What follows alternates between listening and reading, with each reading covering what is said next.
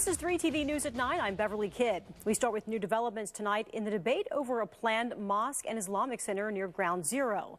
Now you're looking at sped up video of the walk from Ground Zero to that now empty building.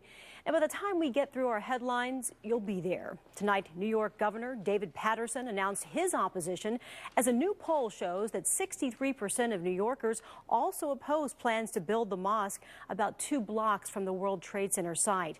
Still, President Obama said today he has no regrets about comments he made supporting Muslims' rights to build a worship and cultural center there. 3 TV's Jared Dillingham spoke with a local Islamic leader about this project and is live in Scottsdale with tonight's top story. Jared. Well, Bev, this is a guy who has fought to build mosques all over the country, including this one in Scottsdale, which was controversial when it was built back in 2002. Still, he says building an Islamic center so close to Ground Zero could end up doing more harm than good.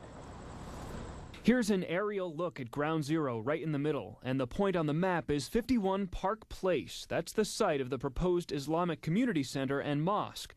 The plan to replace this old Burlington coat factory with an Islamic center started an emotional and political fight. That kind of atrocity at Ground Zero. But President Obama says it boils down to constitutional religious freedom. I believe that Muslims have the right to practice their religion as everyone else in this country.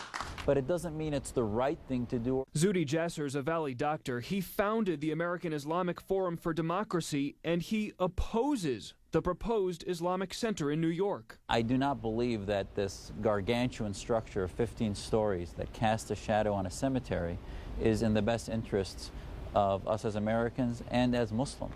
Jasser agrees with New York Governor David Paterson, who spoke for the first time tonight. Both say the Islamic Center should be moved to a different site. That would be a noble gesture to those who live in the area who suffered after the attack on this country. Jasser, a devout Muslim, says the proposed building is too big and imposing, involves too much foreign funding, and has become too divisive. I think you're going to surprise a lot of people by taking this stance. But as Americans, we see 9/11 through the lens of Americans and not through the lens of political Islam.